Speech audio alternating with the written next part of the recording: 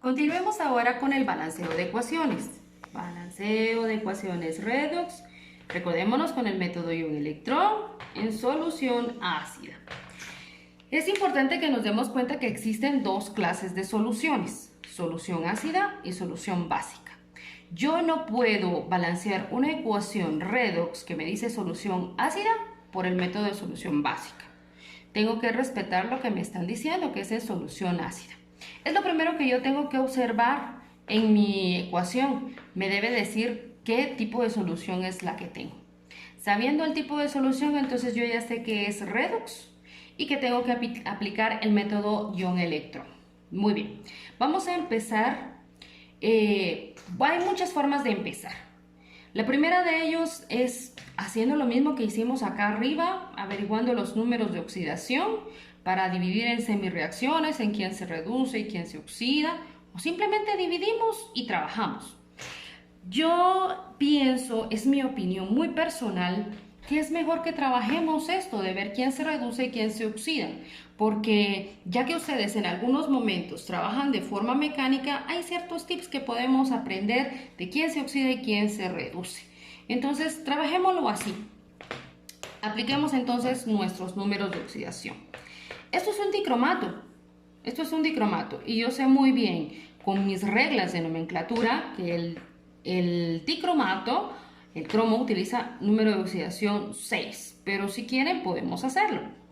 2 por 7, 14, menos 2, 12. 12 dividido 2, porque tengo dos cromos acá, 6. Así que tengo 6. Recordémonos que estamos hablando de un metal y dentro de las reglas me decía que los metales siempre van a ser positivos. El cloro ya tiene, el cloro ya tiene. El cromo acá de este lado también ya tiene, pero este cloro no. Y recordémonos que está en estado libre, entonces vamos a ponerle 0. Estos números que estoy poniendo yo aquí con rosado, ya no es necesario que nosotros los incluyamos en los procesos posteriores. Solamente me sirve para dividir.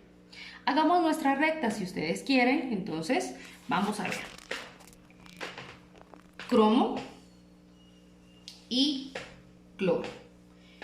Dividamos. 0 y el cromo empezó con 6. 1, 2, 3, 4, 5, más 6. Y del otro lado tiene más 3, más 3. Por lo tanto, 1, 2 y 3 se mueve hacia la izquierda. Y el cloro, con 0.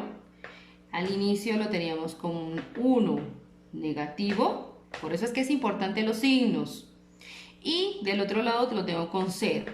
Un saltito para acá. Se mueve hacia la derecha.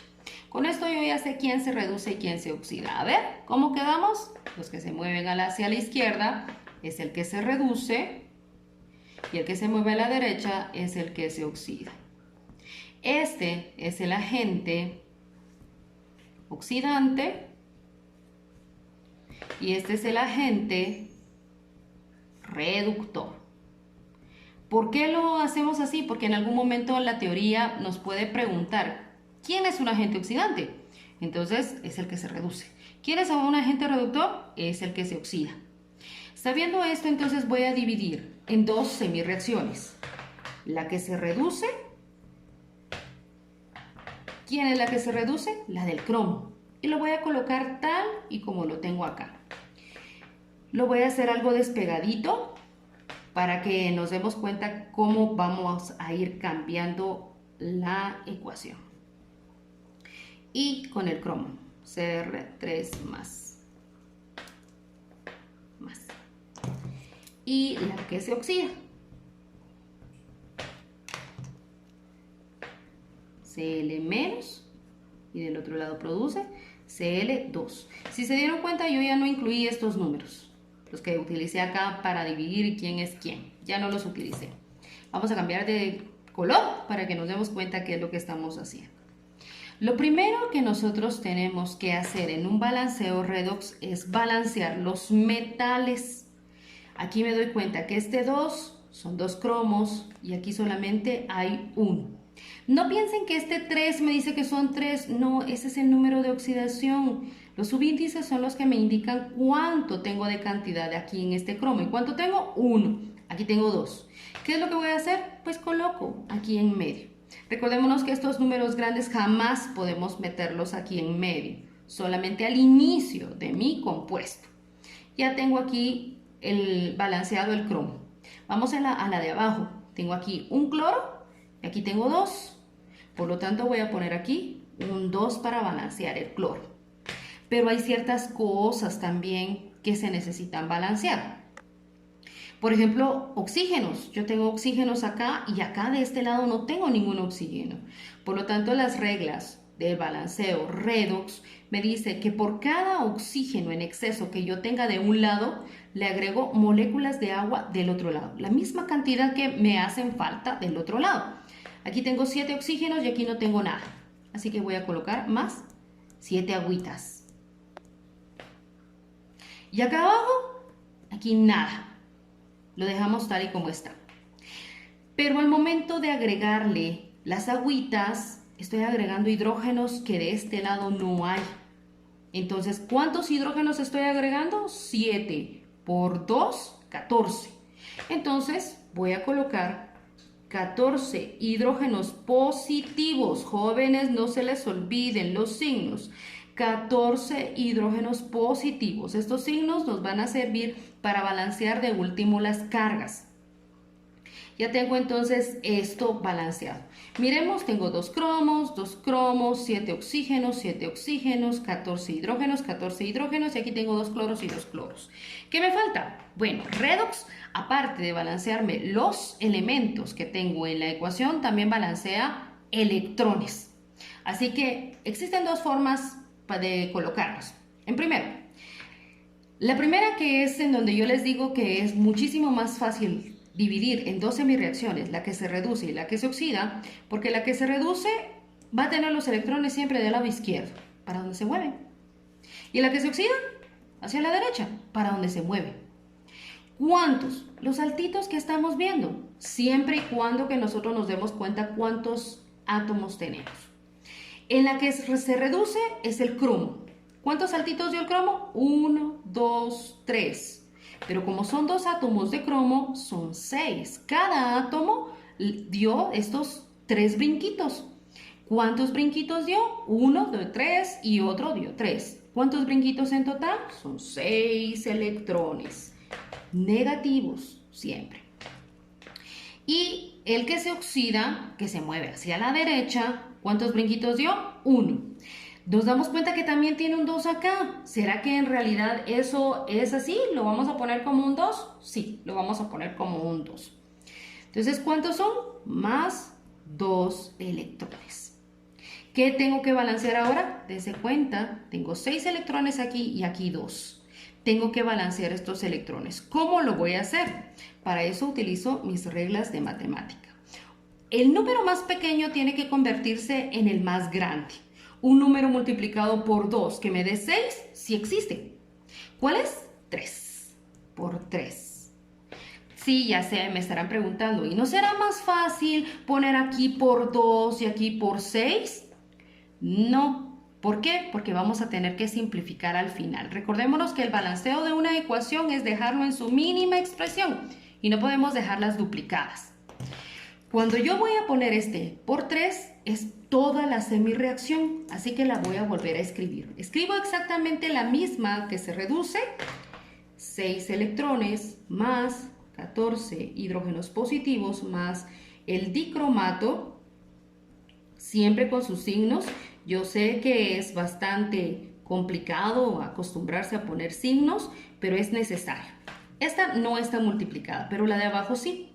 2 por 3, 6 de cloro, 1 negativo, por 3 por 1, 3, Cl2, más 2 por 3, 6 electrones. ¿Cuál es el fin de esto? Darme cuenta que tanto los 6 electrones que salieron son los que entraron. Con esto yo elimino electrones. Puedo hacerlo desde ahorita o juntarla en una sola reacción porque al final tengo que juntarlas.